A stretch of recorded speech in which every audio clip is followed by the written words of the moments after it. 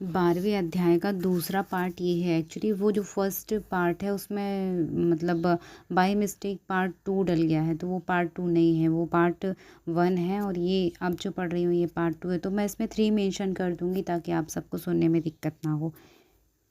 हे ब्राह्मण, जो ब्रह्मविद विशुद्ध ब्रह्म विद्या के द्वारा ब्रह्म साक्षात्कार कर लेते हैं, उन्हें क्रिया सुख दुख धर्म अधर्म जप होम ध्यान और ध्यान विधि जानने और करने की आवश्यकता नहीं है। वे इस विद्या से सदा निर्विकार रहते हैं और अंत में अमर हो जाते हैं। इस शिवलिंग को परमानंद देने वाले विशुद्ध कल्याण स्वरूप अविनाशी निष्कल सर्वव्यापक तथा योगियों के हृदय में अवस्थित रहने वाला जानना चाहिए। हे द्रजो, शिवलिंग 2 प्रकार का बताया गया है। बाहरा आभ्यंतर। बाहर लिंग स्थूल एवं अभ्यंतर लिंग को सूक्ष्म माना गया है। जो कर्म यज्ञ से में तत्पर रहने वाले हैं वे स्थूल लिंग की अर्चना में रत रहते हैं।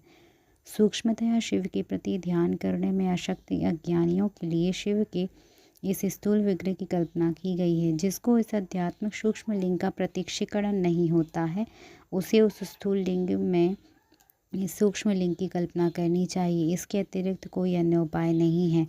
ज्ञानियों के लिए सूक्ष्म लिंग की पूजा का विधान है जिसमें ध्यान का प्रधानता होती है। ध्यान करने से उस शिव का साक्षात्कार होता है जो सदैव निर्मल और अव्यय रहने वाले हैं। जिस प्रकार अज्ञानियों के लिए स्थूल लिंग की उत्कृष्टता बताई गई है, उसी प्रकार ज्ञानियों के लिए इस स्थूल सूक्ष्म लिंग के उत्तम माना गया है। दूसरे तत्वार्थवादियों के विचार से आगे कोई अंतर नहीं है, क्योंकि निष्कल तथा कलामय रूप से सब वह सबके चित्त में रहता है। संपूर्ण जगत शिव स्वरूप ही है।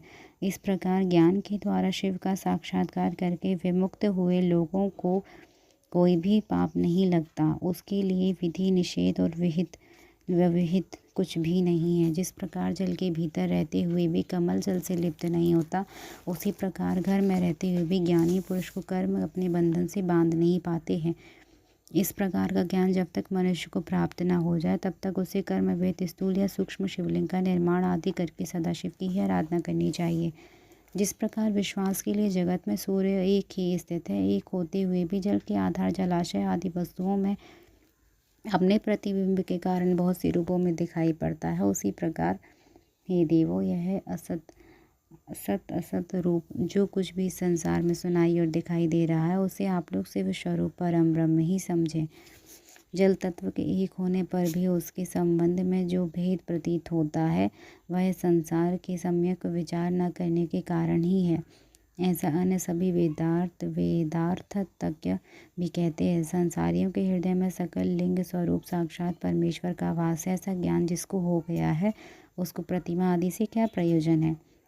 इस प्रकार के ज्ञान से हीन प्राणी के लिए शुभ प्रतिमा की कल्पना की गई है, क्योंकि ऊंचे स्थान पर चढ़ने के लिए मनुष्य के लिए अवलंब आवश्यक बताया गया है। जैसे अवलंब के बिना ऊंचे स्थान पर चढ़ना मनुष्य के लिए अत्यंत कठिन ही नहीं सर्वथा असंभव है, वैसे ही निर्गुण ब्रह्म की प्राप्ति के लिए प्रतिमा का अवलंबन आवश्यक कहा गया है। सगुण से ही निर्गुण की प्राप्ति होती है, ऐसा निश्चित है। इस प्रकार सभी देवताओं की प्रतिमा उन देवों में विश्वास उत्पन्न करने के लिए होती है। ये देव सभी देवताओं में महान है, इन्हीं के लिए यह पूजन का विधान है। यदि प्रतिमा ना हो तो गंध चंदन पुष्प आदि की आवश्यकता किस कार्य सिद्धि के लिए रह जाएगी। प्रतिमा का पूजन जब तब तक करते रहना चाहिए जब तक विज्ञान परम परमेश्वर का ज्ञान प्राप्त नहीं हो जाता। बिना ज्ञान प्राप्त किए जो प्रतिमा का पूजन छोड़ देता है, उसका निश्चित ही पतन होता है। हे ब्राह्मणों, इस कारण आप लोग परमार्थ रूप से सुने। अपनी जाति के अनुसार शास्त्रों में जो कर्म बताया गया है उसे प्रयत्न पूर्वक करना चाहिए। जहाँ जहाँ जैसी भक्ति हो वहाँ वहाँ तदनुसार पूजन आदि कर्म करना चाहिए, क्योंकि पूजन दान आदि के बिना पाप दूर नहीं होता। जब तक शरीर में पाप रहता है तब तक सिद्धि की प्राप्ति नहीं होती। पाप की दूर हो जाने पर उसका सब कुछ सफल हो जाता है। जिस प्रकार मलिन वस्त्र में रंग बहुत सुंदर नहीं चढ़ता, किंतु उसे भली प्रकार से धोकर स्वच्छ कर लेने पर पूरा रंग अच्छी तरह से चढ़ता है, उसी प्रकार देवताओं की विधिवत पूजा करने से जब निर्मल शरीर में ज्ञान रूपी रंग चढ़ता है, तब जाकर उसे ब्रह्म विज्ञान का प्रादुर्भाव होता है। विज्ञान का मूल अनन्य भक्ति है और ज्ञान का मूल भी भक्ति ही कही जाती है।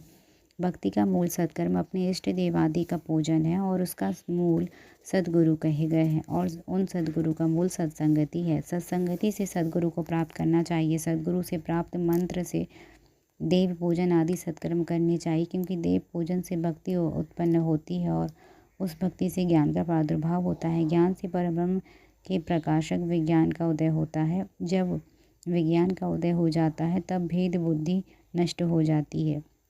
समस्त भेदों के नष्ट हो जाने पर द्वंद्व दुख भी नष्ट हो जाते हैं। द्वंद्व दुख से रहित हो जाने पर वह साधन शिव स्वरूप हो जाता है, साधक शिव स्वरूप हो जाते हैं। हे देवर्षियों, द्वंद्व के नष्ट हो जाने पर ज्ञानी को सुख दुख की अनुभूति नहीं होती और विहित अविहित का प्रपंच भी उसके लिए नहीं रह जाता।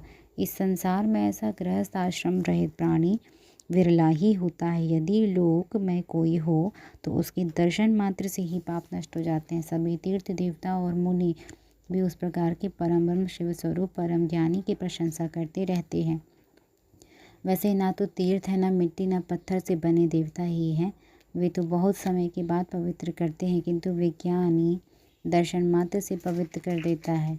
जब तक मनुष्य गृहस्थ आश्रम में रहे तब तक प्रेम पूर्वक उसे 5 देवताओं गणेश, सूर्य, विष्णु, शिव और देवी की, उनमें भी सर्वश्रेष्ठ भगवान सदाशिव की प्रतिमा पूजन करना चाहिए अथवा मात्र सदाशिव की ही पूजा करनी चाहिए। एकमात्र वे ही सबके मूल कहे गए हैं। वे देवों जैसे मूल जड़ के सींचे जाने पर भी सभी शाखाएं स्वतंत्र तप्त हो जाती हैं, वैसे ही सर्वदेव में सदाशिव के ही पूजन से सभी देवताओं का पूजन हो जाता है और वे प्रसन्न हो जाते हैं। जैसे वृक्ष की शाखाएं तृप्त होने पर अर्थात उन्हें सींचने पर कभी भी मूल की तृप्ति नहीं होती, वैसे ही हे मुनि श्रेष्ठ, सभी देवताओं के तृप्त होने पर शिव की भी तृप्ति नहीं होती है। ऐसा सूक्ष्म बुद्धि वाले लोगों को जानना चाहिए। शिव के पूजित हो जाने पर सभी देवताओं का पूजन स्वतः ही हो जाता है। अतः सभी प्राणियों के कल्याण में लगे हुए मनुष्य को चाहिए कि वह सभी कामनाओं की फल प्राप्ति के लिए संसार का कल्याण करने वाले भगवान सदाशिव की ही पूजा करे। जय जय श्री शिव महापुराणी 12वें अध्याय की जय हो।